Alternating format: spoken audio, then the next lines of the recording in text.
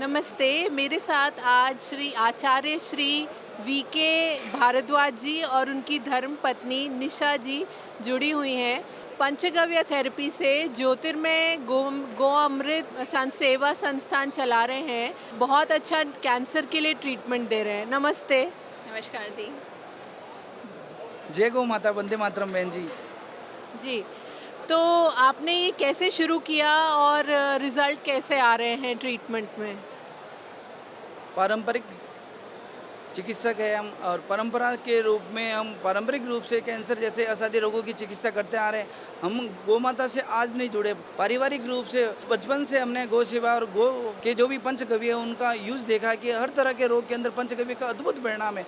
आज हम जो पंचगव्य का परिणाम ले रहे हैं, महाराष्ट्र जितनी भी मेट्रो सिटीज़ है वहाँ पे कैंसर का ट्रीटमेंट के नाम पे कीमो रेडियो ऑपरेट करने के बाद छोड़ दिया जाता है। कैंसर का कोई ट्रीटमेंट नहीं है, लेकिन पंचगव्य में आज हम 4th स्टेज कैंसर में बेहतरीन परिणाम ले रहे हैं। तो गौ माता की कृपा है, विदिन 1 मंथ, 1 महीने में किसी भी प्रकार का किसी भी स्टेज का कैंसर है तो आपको परिणाम मिलेगा ही मिलेगा। लेकिन गौ माता का विषय है तो आपको आस्था के साथ भोजन व्यवस्था, परहेज, लाइफ स्टाइल, आज सबसे बड़ी समस्या और बीमारी है लाइफ स्टाइल। परहेज अगर आप करेंगे, परिणाम लेंगे। गौ माता के गव्यों का चमत्कारिक और परिणाम है, अद्भुत परिणाम है।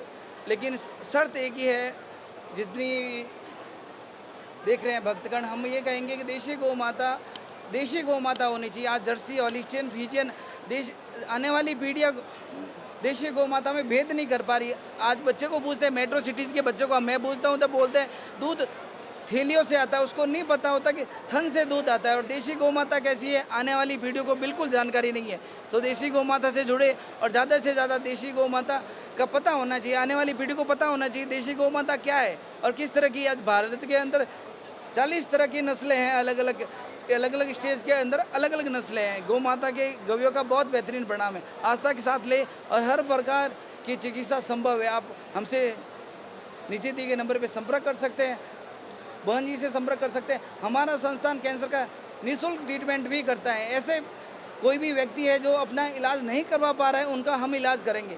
कैंसर का इलाज पंचगव्य के माध्यम से पूर्ण रूप से हो सकता है। जिनके पास इलाज करवाने के लिए आर्थिक व्यवस्था नहीं है, उनका हम इलाज करेंगे। बहुत अच्छा काम कर रहे हैं आप। देवी जी, आप बताइए, आप किन रोगों पे काम करती हैं? देखो, बेसिकली तो सभी पे करते हैं। मेन हम देखते हैं कि भोजन व्यवस्था क्या है, खाना पीना कैसा चल रहा है, दिनचर्या कैसी चल रही है।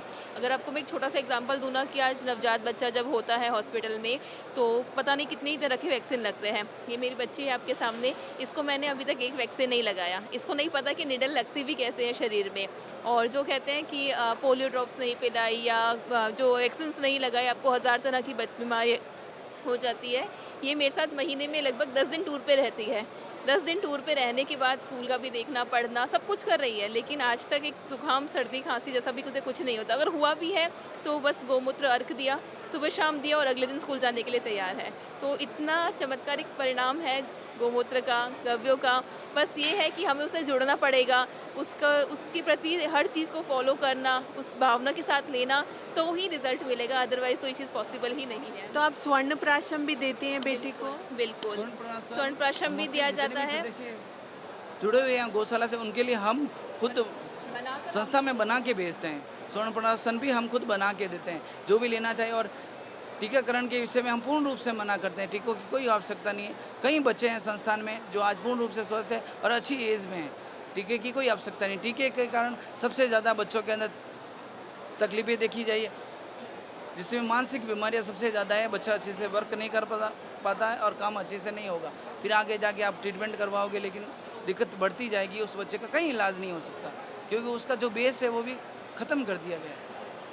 तो सर, आप लाइफ़स्टाइल चेंजेस में कुछ जनरल मैसेज देना चाहेंगे कि लोगों को किस तरीके से अपना खान-पान इम्प्रूव करना चाहिए, रहन-सहन, आवास, विकास? जी, इसमें देखो सबसे ज़्यादा क्या दिक्कत आ रही है, मेट्रो सिटी के जो लोग हैं, उनको देखो मेट्रो में घूमते फिरते वो हाथ में खाने का फास्ट फूड, पैकेट फूड वही लेके घूम रहे होते हैं। रात को लेट सोना, लगभग 1:30-2 बजे तक। जिससे भी पूछते हैं ना टाइमिंग क्या है, 11 बजे तो हम खाना खा रहे हैं रात का, 2 बजे तो हम सो रहे हैं। सुबह क्या है, सुबह उठ जाएंगे 10 बजे, 11 बजे। जो भी कंपनीज़ में, एमएनसीज़ में जो यूजुअली काम कर रहे हैं, मल्टीनेशनल कंपनीज़ में, क्योंकि टाइमिंग्स का भी दिक्कत रहता है। तो ये सारा जो भोजन का है, देखो भोजन हमारा कहते हैं शाम का सूर्यास्त तक, 7 साढ़े 7 तक खाना खा लिया, जो खा लिया वो खा लिया, नहीं खा पाए स्किप कर दो। मॉर्निंग में सुबह उठे हैं, अगर घर में मक्खन है, मक्खन रोटी लीजिए, सबसे बढ़िया ब्रेकफास्ट जो है वो अवेलेबल नहीं है। मेट्रो सिटी में आप फ्रूट्स लीजिए, वो भी नहीं है। तो आप ऐसी चीज़ों का सेवन करो ना जो नेचुरल है। कम से कम फास्ट फूड तो मत करो, घर की चीज़ें करो जितना हो सके। अगर इसी चीज़ को आप फॉलो कर रहे हैं, मात्र 15 मिनट भी अगर आप अपने आप को दे रहे हैं सुबह योगा के लिए, एक कुछ नहीं डीप ब्रीदिंग योगा कर ली, मेडिटेशन कर लिया, वो भी नहीं, मतलब जो भी हम पूछें हर चीज़ वो अपोजिट है। जहाँ सुबह जल्दी उठना चाहिए वहाँ रात के 2 बजे तो वो सो रहे हैं। तो ये सब चीज़ें अगर छोटी-छोटी बेसिक चीज़ें भी अगर चेंज करते हैं ना, तो भी बहुत अच्छा परिणाम मिलेगा और दवाइयाँ लेने की ज़रूरत नहीं है। 50% तो आपका लाइफ़स्टाइल ही ठीक कर देगा बीमारियों को।